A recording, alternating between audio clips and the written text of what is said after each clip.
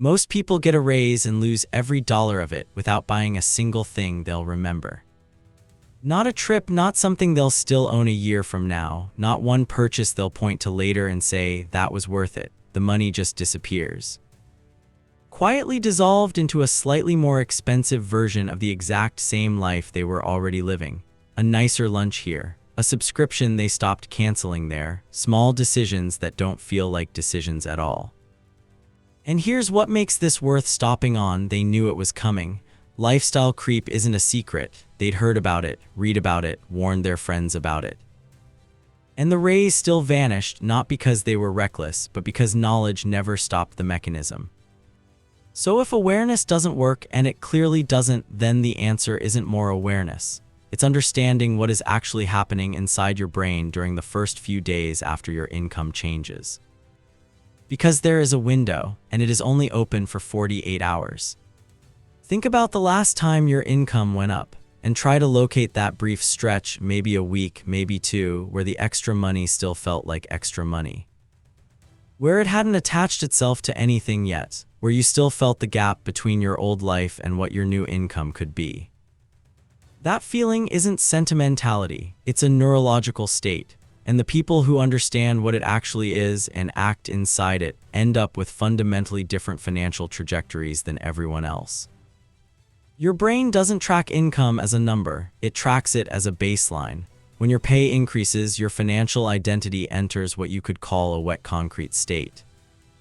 Everything defining what feels normal, spending expectations, what counts as affordable, the unconscious floor of your lifestyle is still liquid, still unset. For a short period, the new income exists without a lifestyle built around it. But concrete doesn't stay wet. It cures silently, automatically, without asking for your permission, and it sets around whatever you were doing during the first days of exposure to the new income. Not the obvious upgrades, the invisible ones, the marginal improvements in daily choices that don't feel like choices at all, and once that floor hardens, willpower becomes demolition. You're not just choosing different habits, you're trying to break apart a baseline your brain now treats as reality. That's why lifestyle creep doesn't feel like a decision. By the time you notice it, the concrete has been set for weeks. The 48-hour raise rule exists for a single purpose: to carve your wealth into the floor before lifestyle creep decides what it hardens around. There's a phenomenon called hedonic adaptation. Your brain is engineered to return to baseline following any change, positive or negative. A raise feels significant for a few days. Then the brain recalibrates. What was exciting becomes expected. What was extra becomes normal. What was a windfall becomes the floor.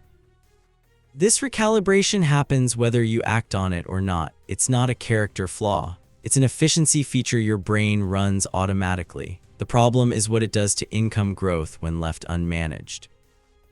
When you receive a raise and live through one full paycheck cycle at the new level, spending normally, not extravagantly, your brain begins registering that pattern as the new baseline. Hedonic adaptation locks it in. The lifestyle creep isn't a spending spree. It's just Tuesday, slightly upgraded, multiplied across every day for the rest of your working life. Here's what the standard lifestyle creep conversation never surfaces. Your brain adapts to savings exactly the same way it adapts to spending. The mechanism doesn't discriminate. It recalibrates around whatever you establish first. Establish spending and the raise disappears. Establish savings and the savings become invisible infrastructure.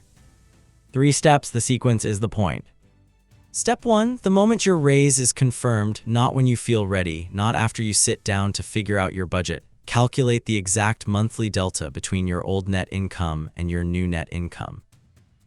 The actual take-home difference, not the gross number on your offer letter. That delta is the total exposure. The exact amount lifestyle creep will absorb if you let the concrete cure on its own. Step 2, within 48 hours of your first paycheck at the new income level, automate that exact amount into a wealth vehicle, investment account, high-yield savings, extra debt payoff. The specific account is secondary. The timing is everything. You are not saving a portion of the raise while spending the rest. You are automating the entire delta before your brain has experienced spending a single dollar of it. Before the concrete has any reference for what that money feels like to consume, that's the reversal that changes the outcome.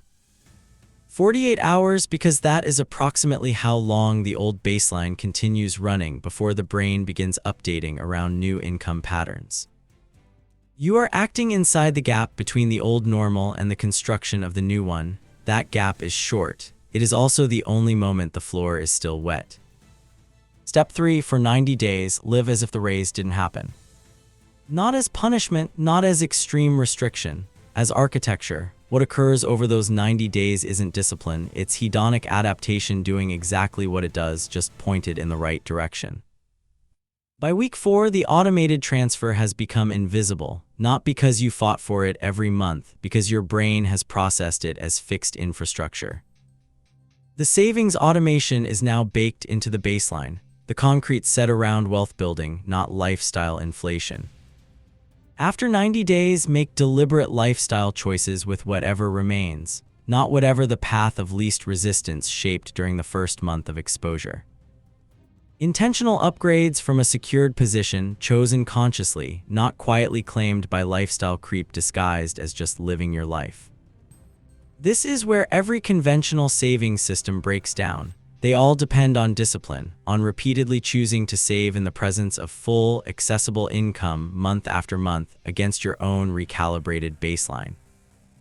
That is a fight against an automated neurological process using conscious willpower, and conscious willpower in that specific fight loses slowly and consistently over time, not because you're weak, because you're human. The 48-hour raise rule doesn't ask you to fight the mechanism. It asks you to take control of the mold before the pour is complete. Same brain, same adaptation process, completely different output, because you acted in the only window where the floor was still yours to design. Consider what it compounds into. Every raise, every income increase across your entire career. If you execute this each time, your savings rate ratchets upward automatically with your income.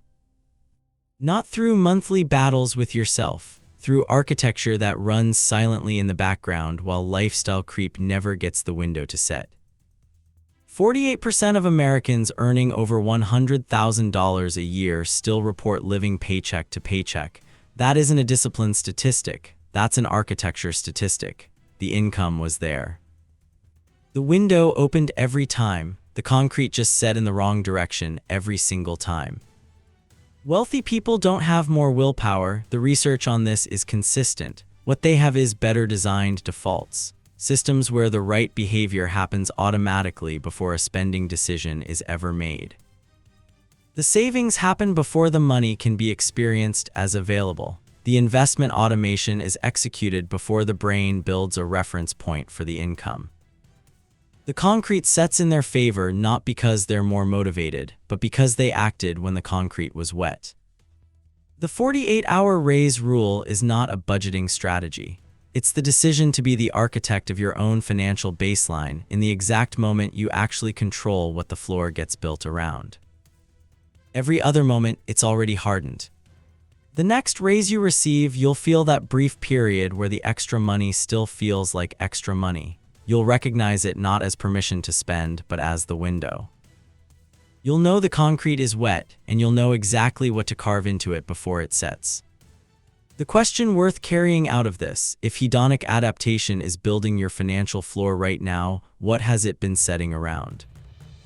If you're serious about building a financial system that works automatically instead of requiring monthly willpower, subscribe. The next video goes deeper into the exact automation architecture that makes this irreversible.